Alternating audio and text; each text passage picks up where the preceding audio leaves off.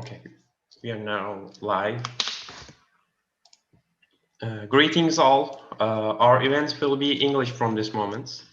As a fourth panel is the last event of the first day in Engineers Summit. Mr. Berlas, welcome. I hope you're doing well and we are so appreciated for accepting our invitation. Thank you very much. I'm very pleased to be here. Let's start in knowing you. Could you please introduce yourself a little? Sure, yes. My name is Abe Berlas. I am the Director of Customer Success in Microsoft. And basically what I do is from a Microsoft perspective, I own the federal government accounts. So all of DoD, intelligence community, many of the space customers, security customers, edge customers. So it leaves room for a lot of support, a lot of customers there. And so our job in customer success is literally to help make sure that our customers are successful doing what they need to do with technology. Okay, so for automakers, how do we help them make cars better? For doctors, how do we help them do surgery and things like that safer? Teachers, how do we make sure that they can grade and assess students better, like that? It's great. I know that it's real importance. It has a real big importance in whole our life. So how did you choose this career path? What happened in your younger age that you choose information systems in university? That's a wonderful question. In fact, my mother, may God rest her soul, she always tried to force me to become a doctor. Right. So I have many uncles. Many of them are doctors. My mother always said, you should be like your uncle, be a doctor, be a doctor, be a doctor. Yes, I'm quite familiar with that. Right. But my passion was always in technology. I remember staying up late at night, literally building my own computer. I remember staying up and trying code and developing little games and applications and things like that. But my parents still try to push me towards a medical route. So I did try. My passion was not in it. In fact, I remember shadowing a dentist, and I was in dental school, and I remember they were practicing on a real patient. And I had this glass plastic visor on my face while I was walking around with them. And as they were going ahead and picking something through this patient's tooth, something just flew out and hit me in my visor. Oh. I almost vomited there. So I said, no, I can't do this. I can't do this. I want to go back to technology. So I started my first career as an operator, working on large mainframe computers. And then from there, I started moving up, learning more and more. And I found the hard way that in the computer field, in the IT field, learning is by far the #1 skill. And being able to keep up with that annually, every 2 years, every 3 years is critical. Otherwise, you will always fall behind. So that's how I ended up here. We know that you're a foreign citizen. Are you a foreign citizen right now? I'm a United States citizen. But when you came to the United States as a foreign citizen, which difficulties or disadvantages you had encountered at present, you are at the position that only few people can reach. How did that happen? And what difficulties you have encountered? Yeah, that's another great question. I think the first difficulty that I had was just simply understanding the culture better. The language barrier is always difficult, but I did speak some English just like you do. But there's a difference between book knowledge and street knowledge, right? So there are some words that actually have 2 or 3 different meanings. I remember all of that being a little bit of a challenge for me. So for the first few years, the biggest challenge for me was language itself. I remember taking English as a second language classes as a child and learning more and more. But the more I learned, obviously, the easier the language became. And then after that, I can actually concentrate on what I really loved, which was the sciences. Believe it or not, I'm a biology and chemistry nut. I love that, but I did not want to be a doctor. I loved chemistry. Chemistry is a big passion of mine. So what I wanted to do is just be some kind of a chemist if I could. But at that time, when I was in college, most of the chemistry jobs were in petroleum engineering or going that route, or so plastics and oil fields, the Aramcos, things like that. That really wasn't my passion. So I decided, you know what, I'll just stick with my number one passion, which is technology. Okay, but the language barrier, I simply had to get through it. That's all there is to it. And in time, it got better and better and easier. So just like with anything else, time and practice makes you perfect. Yes, I believe that philosophy too. I believe that working too hard is gaining a lot of things and make you successful. Yes. Could you explain the responsibilities of being customer success director, and for all ones who didn't know your department, what does your department does in Microsoft? Yeah, sure. So for me to explain that, I think it's first important for me to explain that the Microsoft that you probably know from 10, 15 years ago is not the same Microsoft that I operate in right now. So when most people think Microsoft, they think Outlook, or they think Office 95, right? Or something like that, or they think maybe our Surface laptops. In reality, the big business for us is cloud properties, designing solutions, fixing problems for governments and customers and in hospitals and school systems and universities and things like that. So because we've got all of these vast amounts of technologies that are available to us, our customers often come to us and they say, okay, well, I'm going to go ahead and utilize this technology. For example, Microsoft Azure is our cloud property. And we have devices such as HoloLens, which basically allows you to do augmented reality things. Okay, so what our job is to help them leverage the best of the technology to solve problems. Right. So for example, we have satellites up in space with SpaceX. Okay, so we have ground stations that leverage communications across the planet from one side to the other side using all of these ground stations and satellites. In fact, in about 2 to 3 years, SpaceX will have more satellites in space than any other competitor. And right now, Microsoft has more data centers across the planet than AWS and Google combined.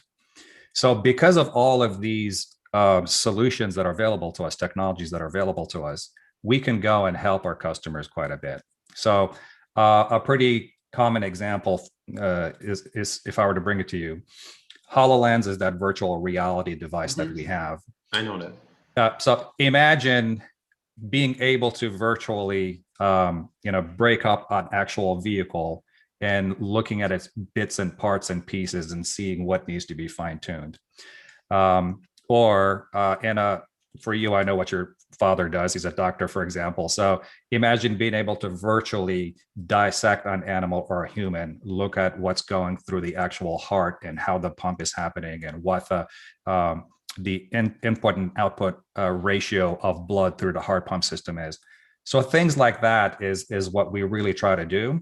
And also from a data and AI perspective, we collect probably more data than most folks. We help our customers collect that, and we try to go ahead and use that to give them predictability. Right. So a common school system, for example, or a city bus system, for example, can have hundreds or thousands of school buses, okay, or city buses. With IoT devices and sensors, you can go ahead and not only collect information about how long those buses have been running, you can tell how fast they're going, how hot they're processing. And through that, you can try to optimize your route. You could try to optimize how long they will, keep on working. And you can try to predict when certain things will break down. This way, instead of them getting surprised by breaks in their buses, you can let them know ahead of time, you need to replace this part because it's going to break down in 2 weeks or 3 weeks or 4 weeks and things like that. So just some simple common examples. Oh, it is really impressive. So you said in customer success, there's a lot of area like artificial intelligence, big data, and machine learning. Uh, what is the big percentage in this area Yeah, so in for your now, team or department? yeah, so the vast majority of my team right now does infrastructure and application development. By infrastructure, I mean cloud infrastructure, not the on-premises technologies. So we build cloud landing zones. We build solutions that make it easier for them to move their applications or services from on-premises to the cloud. So that's about, I'd say, 50% of the business. The other 50% is all about innovation. And that is, for example, creating things that people have not done before.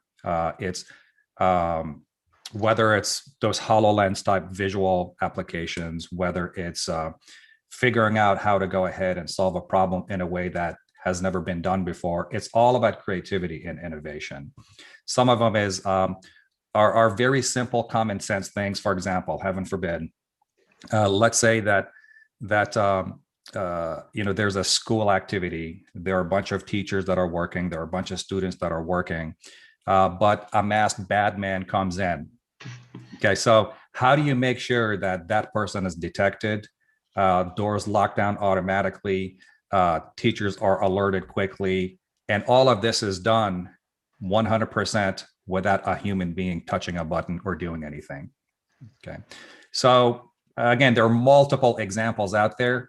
The challenge that we have is that the amount of problems that come to us, they're so wide and they vary so much. It could be just about anything. And so it takes a lot of thought process for people to try to figure out exactly which bits of technologies we have that can go ahead and solve these problems.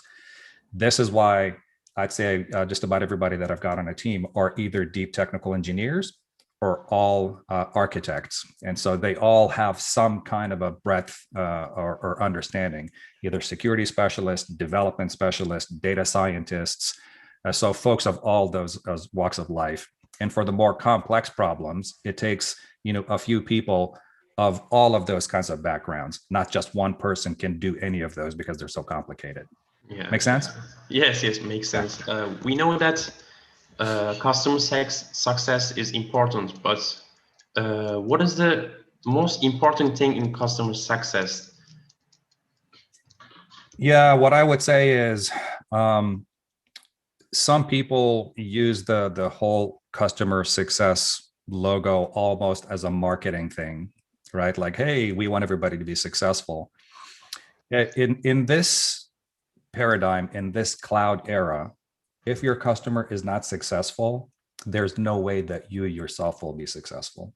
Here's what I mean by that. 10 years ago, IBM, Oracle, even Microsoft, right? We used to sell products. We used to sell software. We used to go to a customer and say, here's Windows, or here's SQL, or here's Exchange.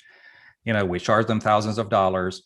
And if they knew how to deploy it or design a good solution with it, great. If not, somebody would come in and charge them thousands of dollars or maybe millions of dollars to design and deploy that solution for them, right? But whether they used it or not, it almost didn't matter because they already paid for that DVD, for that CD that has the software.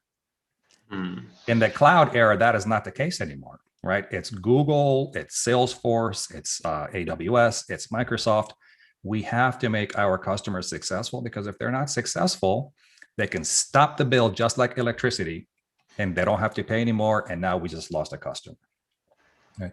And what's even more important is if that customer is not happy with our services, they can just pack up their stuff, go to our competition. And if they're happy there, I'll never get them back again. Okay. So this isn't just about, so this isn't just about marketing. You really do have to make them happy. You really do have to make them successful. That is why success is more important than ever. It's for our own, growth as well.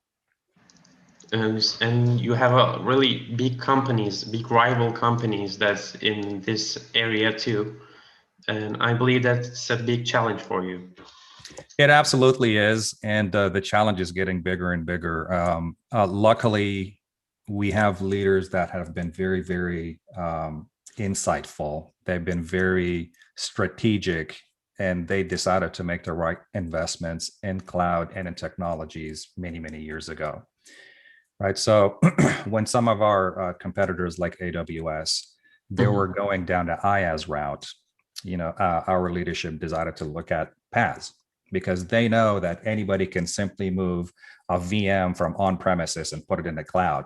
That doesn't necessarily make you any kind of a transformational or better company. Okay. Whereas if you were to go ahead and totally recode your application with platforms below it, it saves you a whole lot of time and money. Okay. So that's one thing. The second thing is we started looking at IoT very, very early on. And so because we did that, we're now in a very, very fortunate position that we've got a whole lot more flexibility to help our customers with different kinds of solutions. So whenever we do our corporate planning of how we're going to innovate and what we're going to do, we do these in horizons. Horizon number one is basically several years down the road. Horizon two is a few more after that, and so on. Horizon one was really after we had our cloud base sort of mature and ready. We decided to invest far more in IoT. Horizon two is really more about data analytics, data science, virtualization, HoloLens, things like that.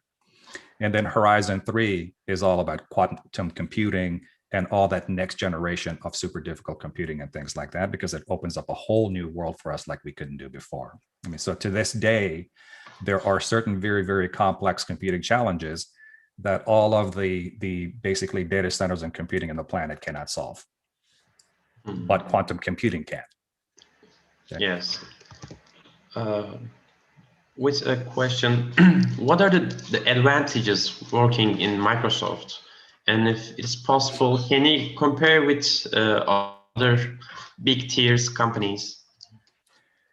Yeah, so I'll tell you this. I did work for some large companies before this. You probably haven't heard of Digital Equipment Corporation anymore because you guys are all young, or Compaq Computer Corporation. But I did work for Hewlett Packard, which is still around. Okay, so I've worked for some government entities and some electrical and power companies and things like that. But this has by far been the best company I have ever worked for. Okay, this is why I've been here for almost 20 years. 20 years. Almost 20 years, exactly. And I'm not planning on going anywhere. They'll have to kick me out. Okay, so I love the passion of the leadership about doing right for the world and doing right for the people. I love the vision of making sure that we're inclusive and we help people.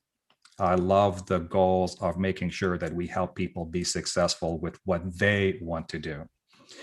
But compared to our competitors, I'd like to think that we're slightly more visionary. I'm not going to sit here and lie to you and pretend that some of them don't have some advantages over us. AWS is the 800-pound big gorilla when it comes to IaaS. But the way we look at it is IaaS is sort of the past. And we try to look at innovation and the future and things like that. So from an actual growth perspective, we have more data centers than AWS and Google put together. Right. So we have the technologies like the HoloLenses. We do have the partnerships with SpaceX. We do have the ground stations. We do have space solutions. We do have all of these things that are going for us.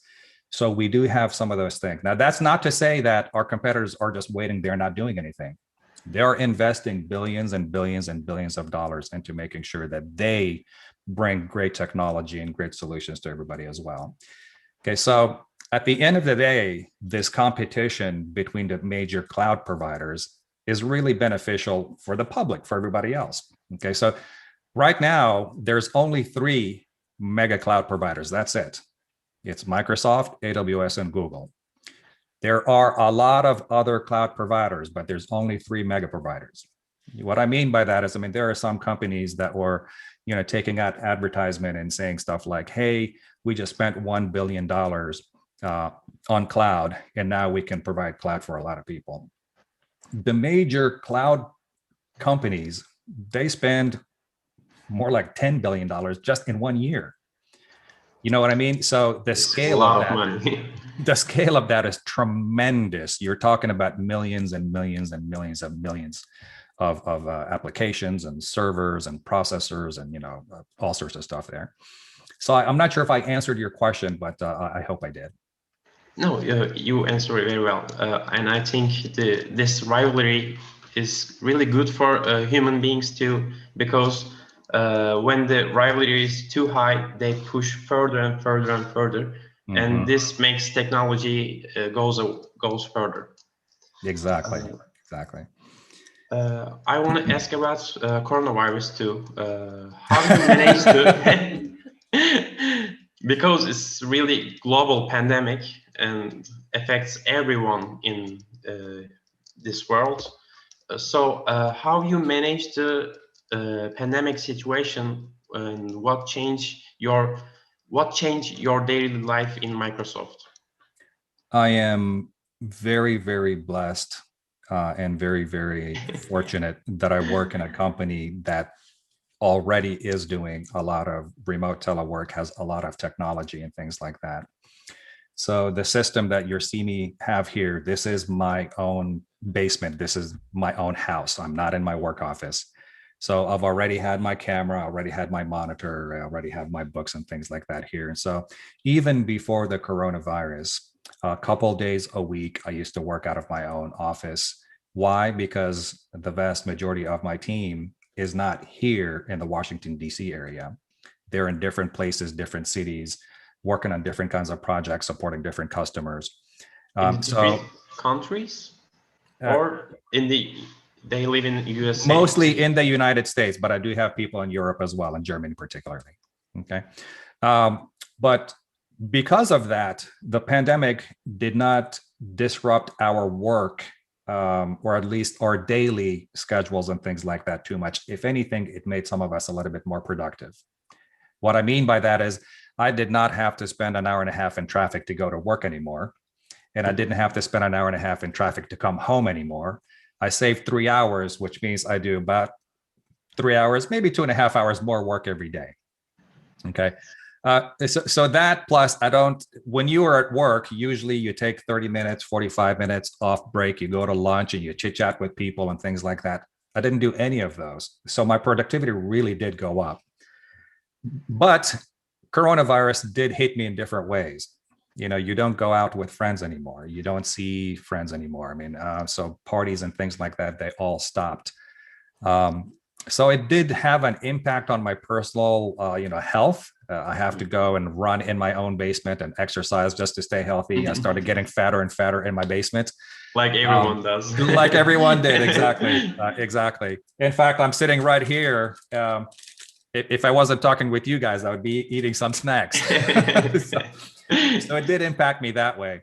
But the impact from a customer perspective, for business, it was actually pretty good. Why? Because those customers that did not have remote teleworking capability, all of them started investing in that. Customers that didn't have Teams started buying it, or Zoom, they started buying it. So from one way, it did impact business in a positive way. But in the other side, it also impacted in a negative way. What I mean by that is some customers, they only make decisions when they see things up live, right? They only trust you when you're there in the room and have very close conversations with them. And with Corona and all these masks, well, you can't visit customers that much anymore. And you can't talk to them if they don't have Zoom or Teams. So it did impact that side of the business a little bit. But in general, like I said, we've been very, very fortunate. It actually, for me personally, it turned out to be a good thing because it saved me 3 hours every day. And I believe that when you multiply it with Microsoft customers, Microsoft employees times 2.5 hour, exactly, it's a really big number. Exactly. I want to ask about your career and focus on this. Did you dream about working at Microsoft, and what did you have to achieve to become a chief technology officer? Could you explain the steps for our viewers? Yeah, that's a wonderful question, actually, because I find myself explaining it to current employees sometimes as well. Originally, when I joined Microsoft a long time ago, I joined as a consultant. The reason I did that is because I had a really good understanding of platform security, communications, and things like that. And so I was hired to help customers build secure communication systems. Okay, so Exchange Server and SharePoint and things like that.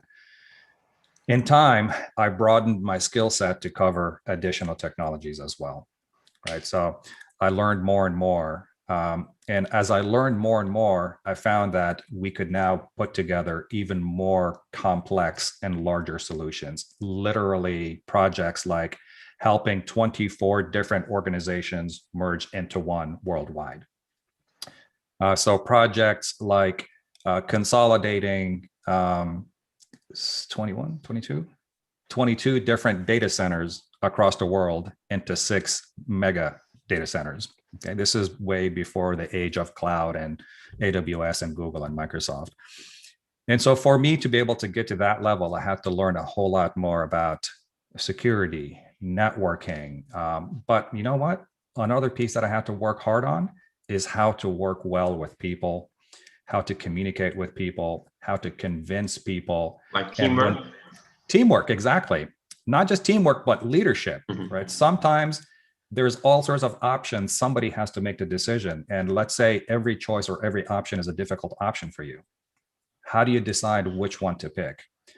And so not every decision is going to be very easy. And there's going to be times when you're going to have a very, very stressful day or week trying to figure out what to do. But anyways, my career started progressing more and more from a technology and depth perspective. And then so I went from a consultant to architecture leadership.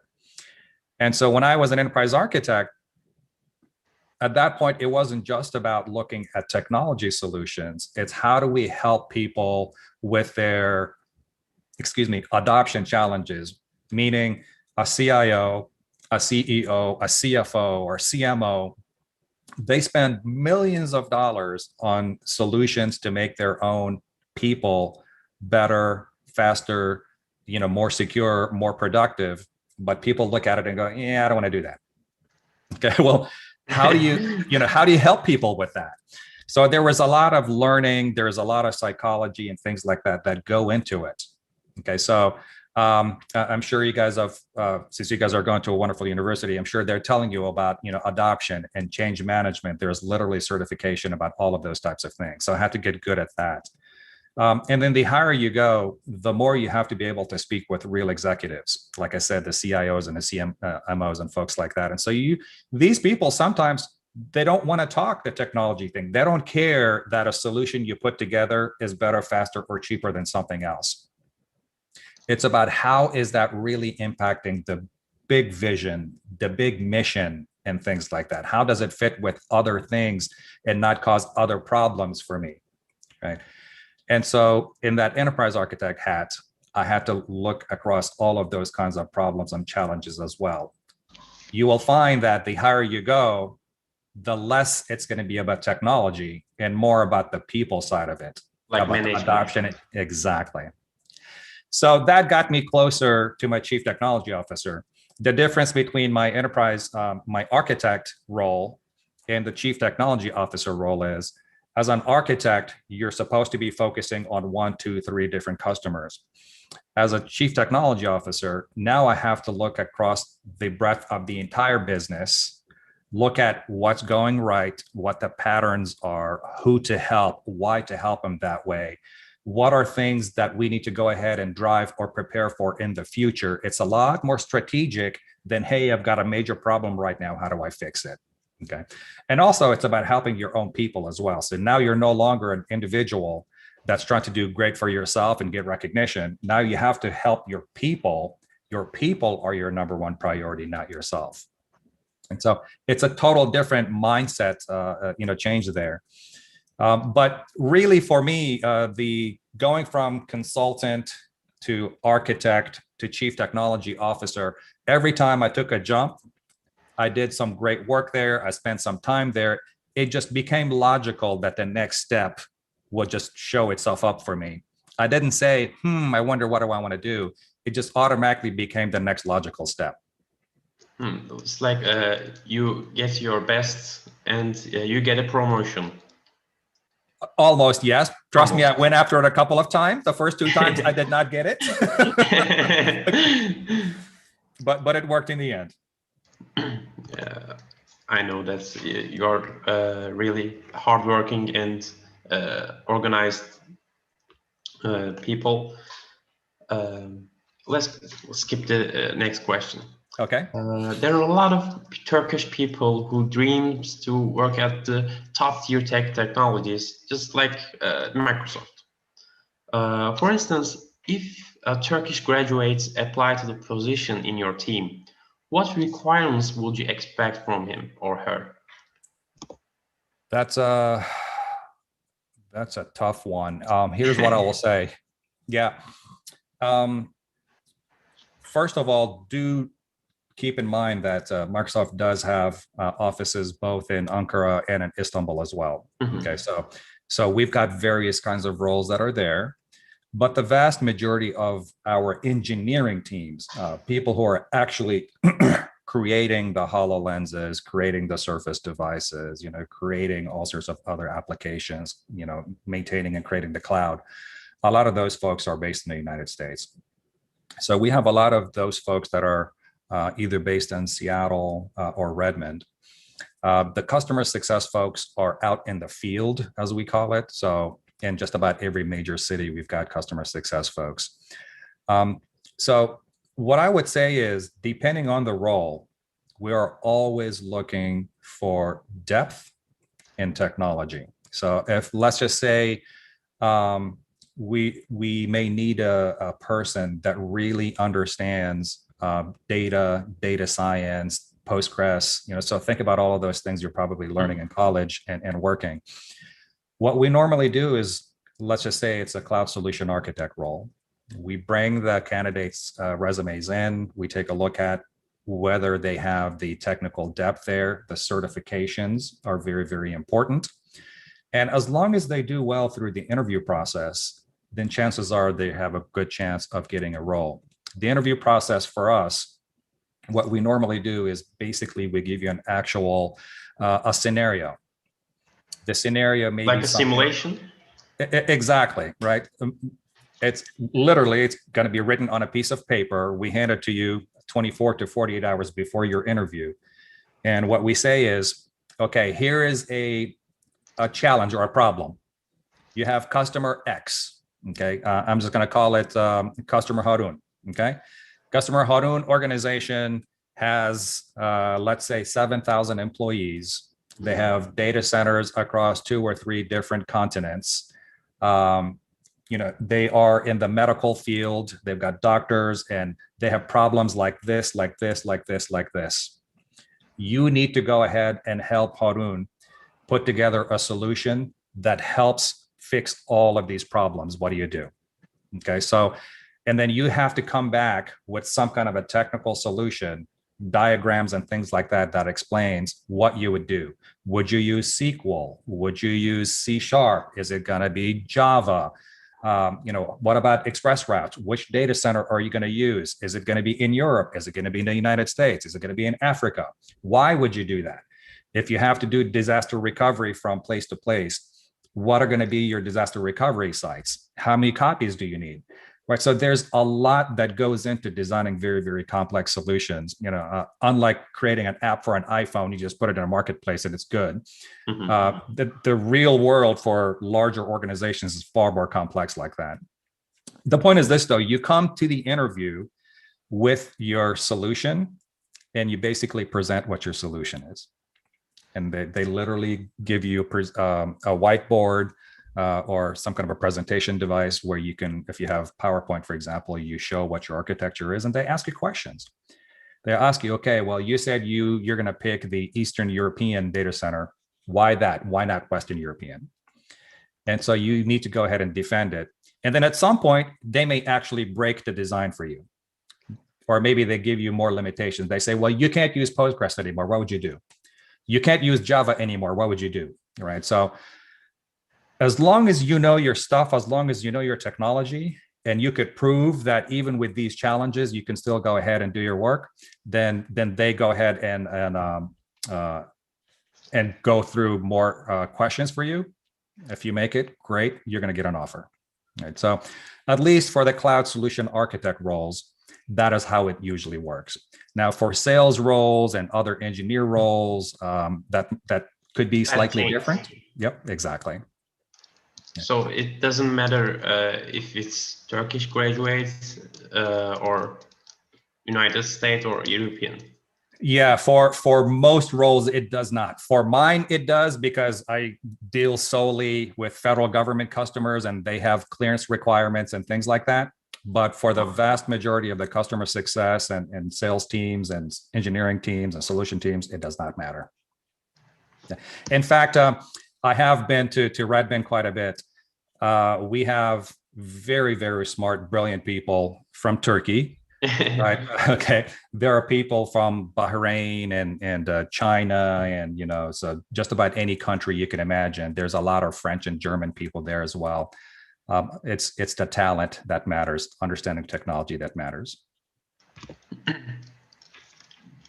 As an executive in the technology domain, today are a lot of high popular areas like data science, artificial intelligence, cybersecurity, and etc. Which area do you think in the future will be most variable? That I would say is pretty easy, because I give that a lot of thought. It's not just myself. There's a lot of other executives and leaders across multiple businesses that have been thinking about that. You can tell primarily by how much cloud companies and technology companies are investing about what the trends are going to look like. So, for example, we are spending billions of dollars in quantum technology. So, but there aren't too many people out there that understand what quantum technology really is, computing, all the qubits and the calculations and the variations and all of that. I see data and AI, data science and analytics getting bigger and bigger and bigger, far more important. I see it becoming democratized. What I mean by that is, right now, there's a select few very powerful, very large organizations that have a lot of money that can collect all sorts of data. They could spend all sorts of computing on it. They've got the technology to do the analytics and then give reporting or give insights, or be able to say, hey, 2 weeks from now or 2 months from now, the stock market is going to crash, or this person's going to get sick, or that car is going to break down, or whatever it is. But right now, with Google and AWS and Microsoft, they're allowing for data collection in a very, very simple way. There's all sorts of tools that are being put in and created so that it helps you understand your data a lot better, so that you don't have to be a data scientist, so that an average person with some intelligence can just use these tools. They can do pivoting and sliding of bars. They could press a button here or press a button there, and automatically the views change. And you could automatically see, oh, wow, you know what? I had no idea that this person or this country or this city or this vehicle is really good or really bad. I should probably take a look at this and fix it. Okay. If you are in the context of a school system or a university, it could probably give you analytics about, Harun, this guy, based on all of his trends, what he's working on, what his grades are, and things like that. We can predict that he's going to have the highest grades at the end of the year. But this other person, Gauhar, maybe she doesn't have the highest grades. We probably need to give her some additional support, because if we have only so many teachers and professors, we need to make sure that we help this person out so that she becomes successful. There are multiple ways.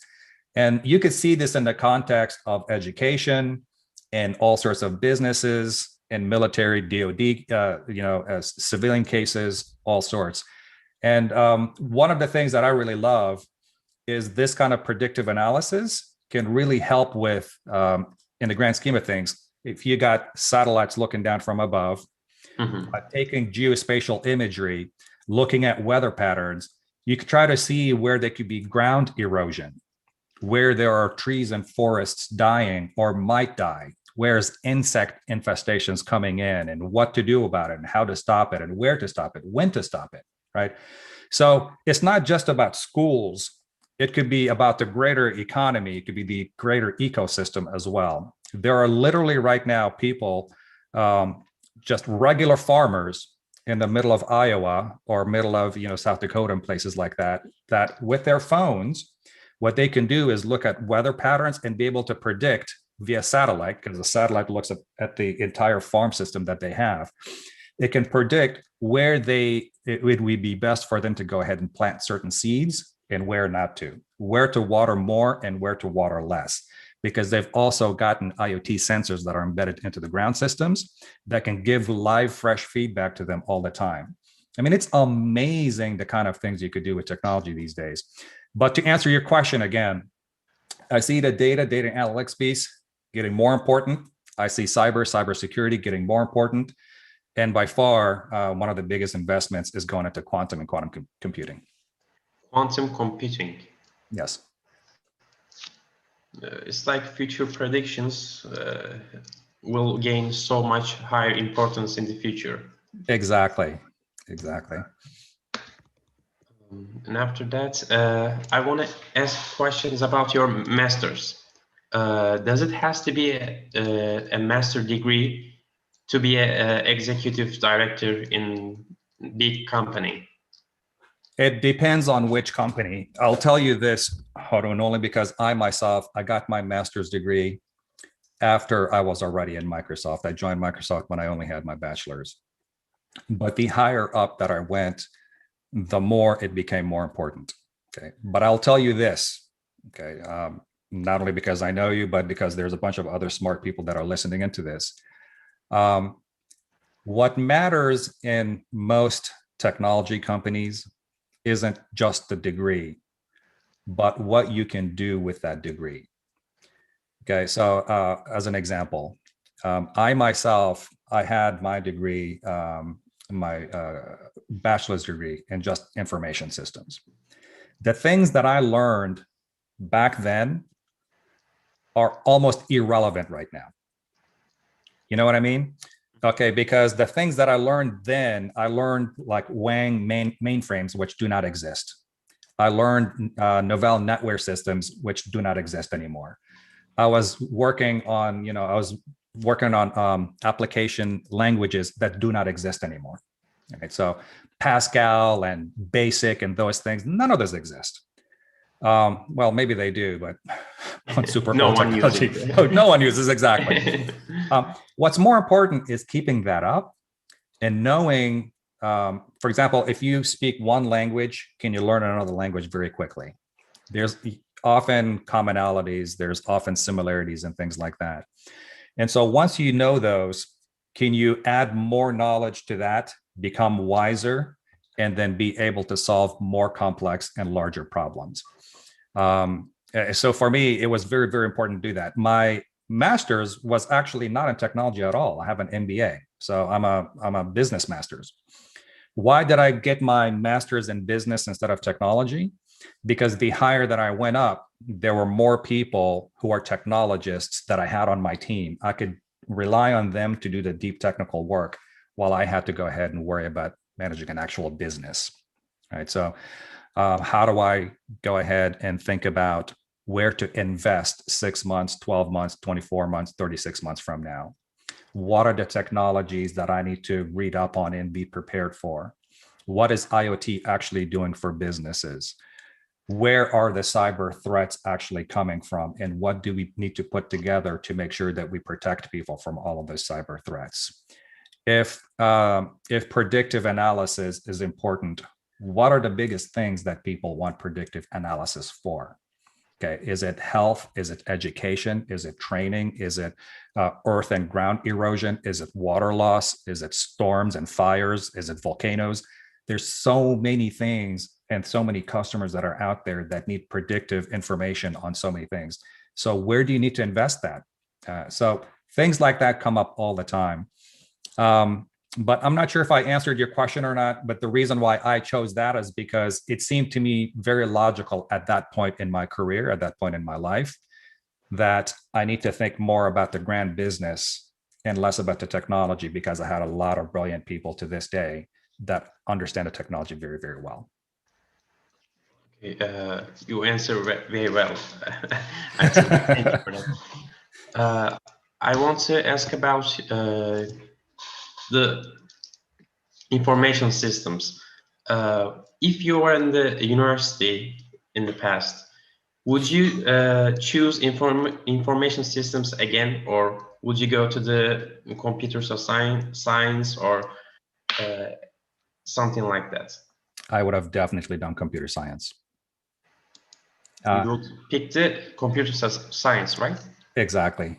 Okay. Why? If I could go back to 20, 30 years ago, instead of information systems, I would have definitely done computer science. Again, what difference you get?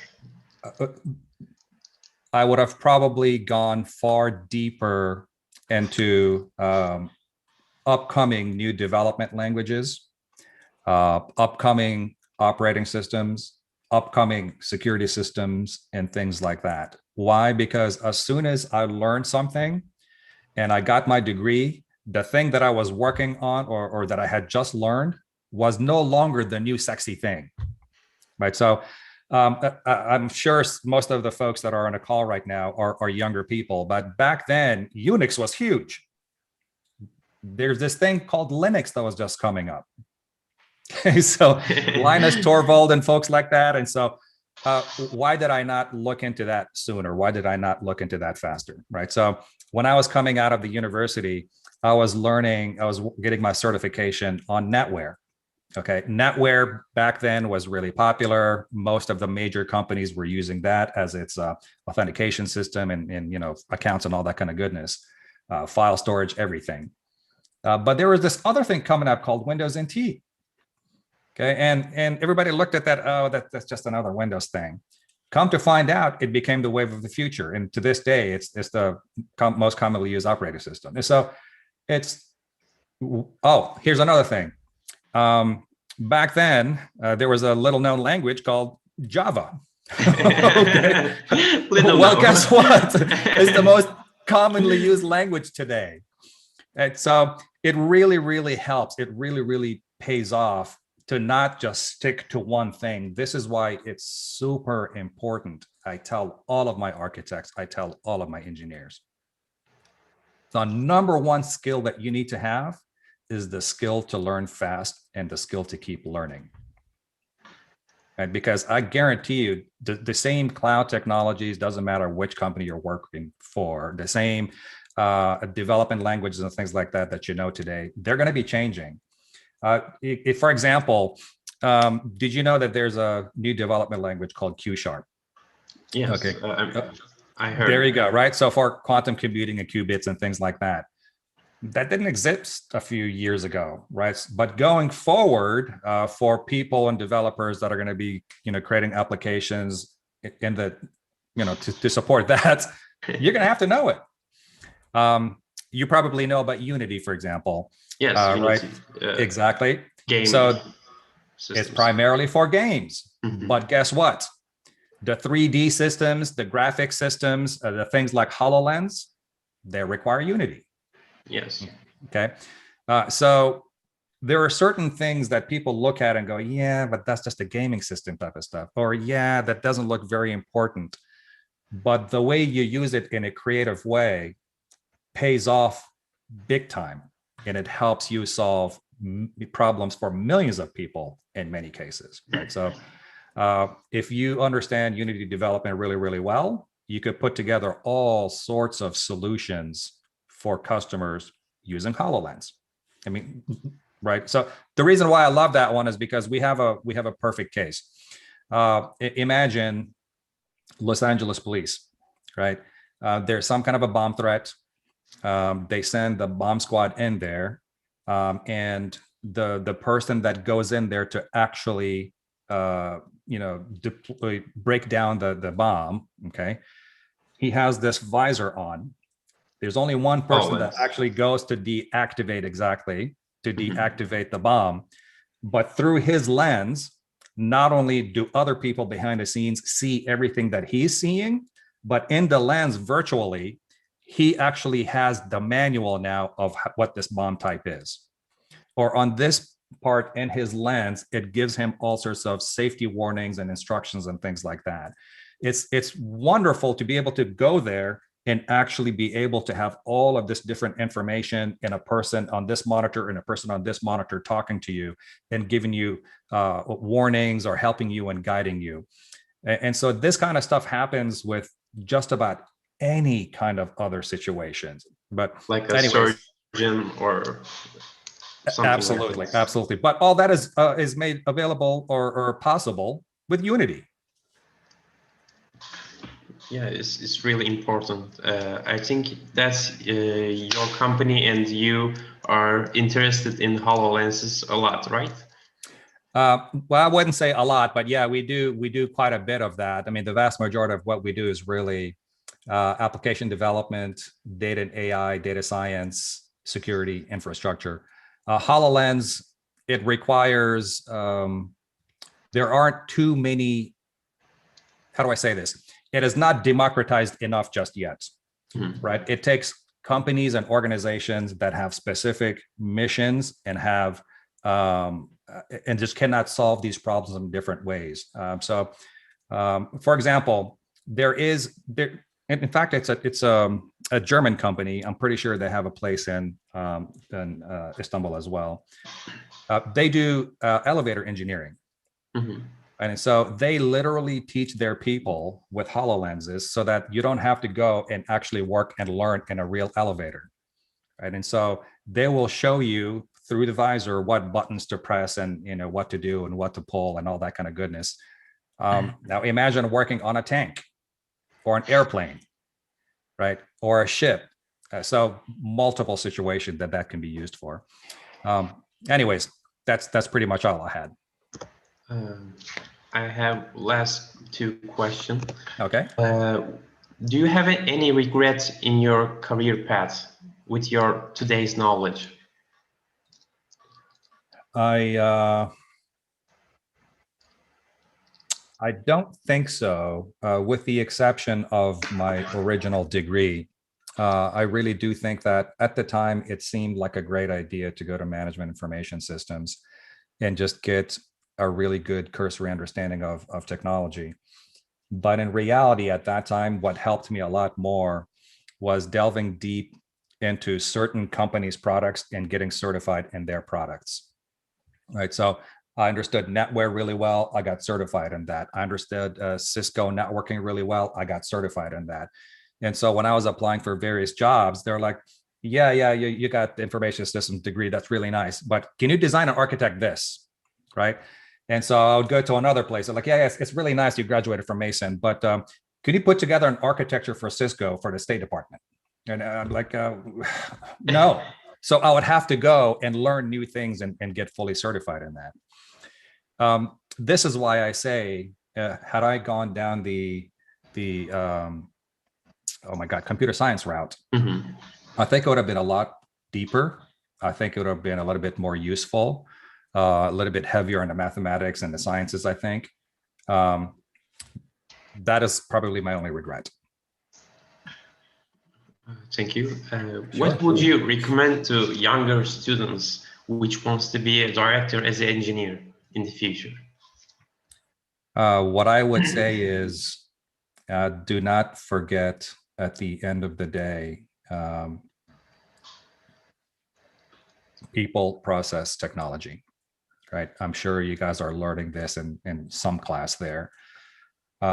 For large corporations, just because you have a great solution, whether it's C# or AWS or HoloLens or whatever, it's irrelevant. Doesn't mean that it's automatically going to work. So that's people.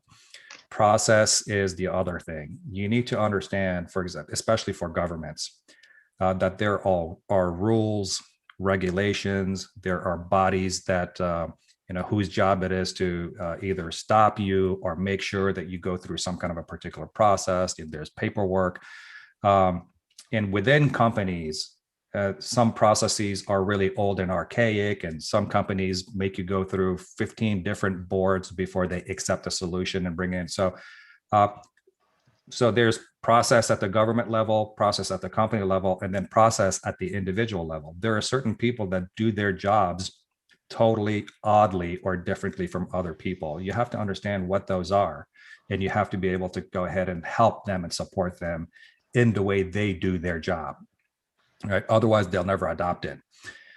So you got to worry about the process piece.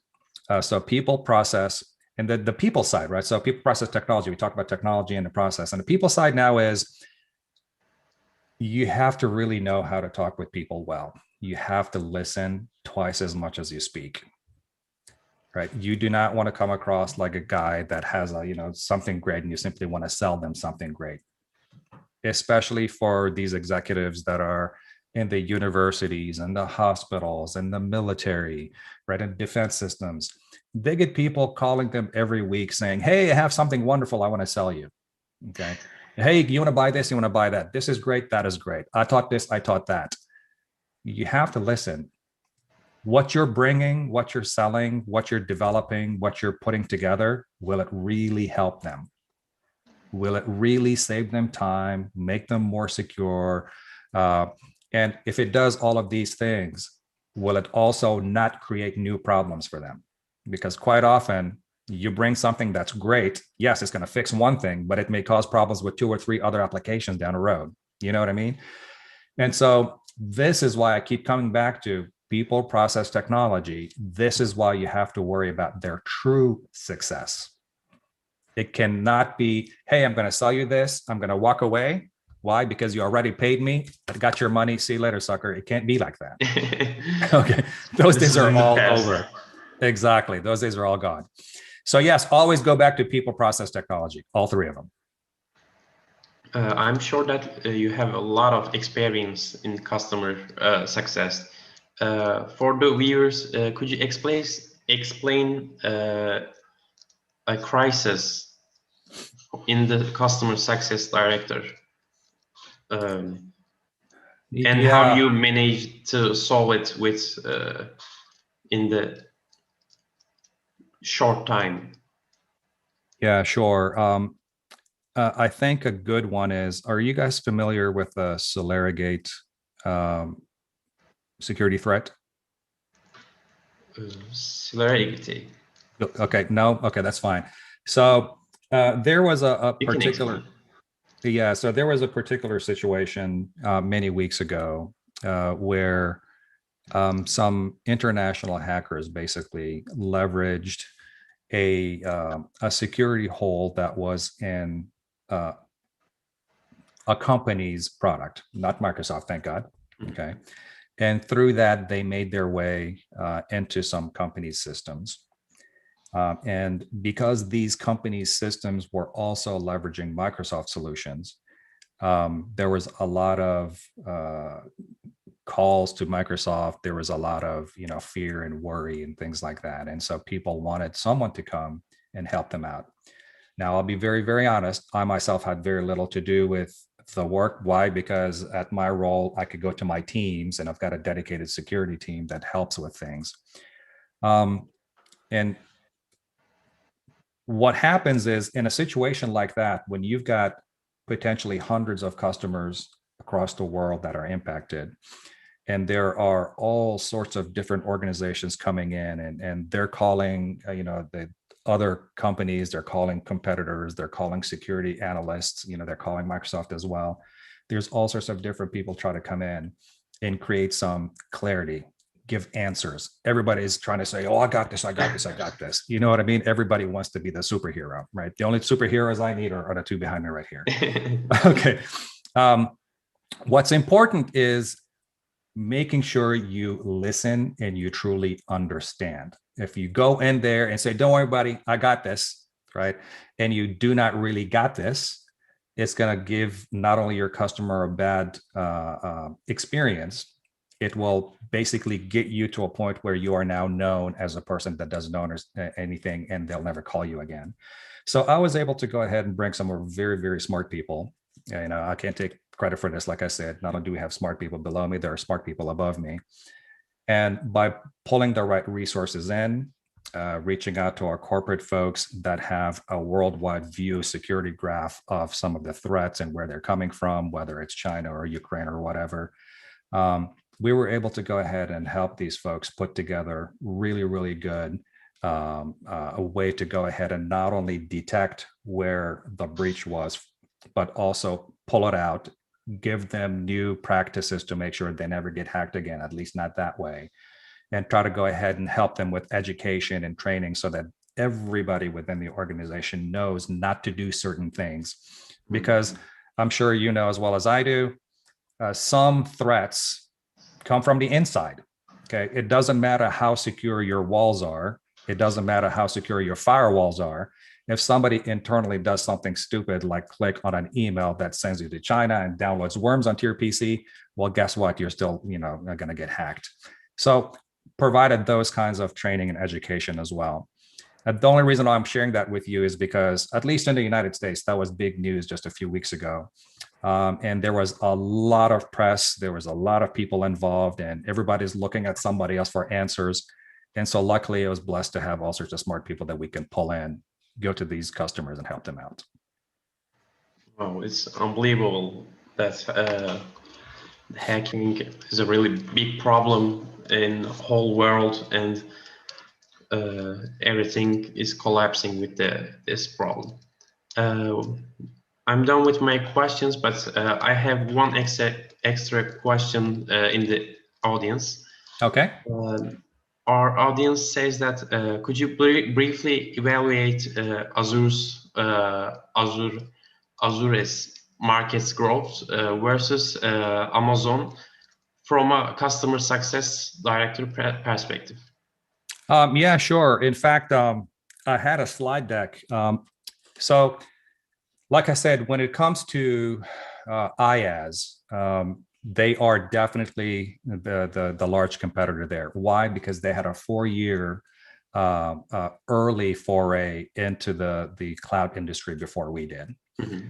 As you all know, Amazon used to be a big bookseller. They created data centers everywhere. They had a whole lot of computing and storage left. So they decided, why don't we go ahead and sell this to people? And they made a good business model out of that. And it made good sense at the time. What we were looking at is, what can we do to democratize application development and solutioning for people? It's a slightly different model. We were not looking at, how can we go ahead and take your, IaaS from on-premises, put it in the cloud and say, okay, you're done. It's slightly different. So what we decided to do is forget about all of the IaaS related stuff and jump straight into the PaaS side.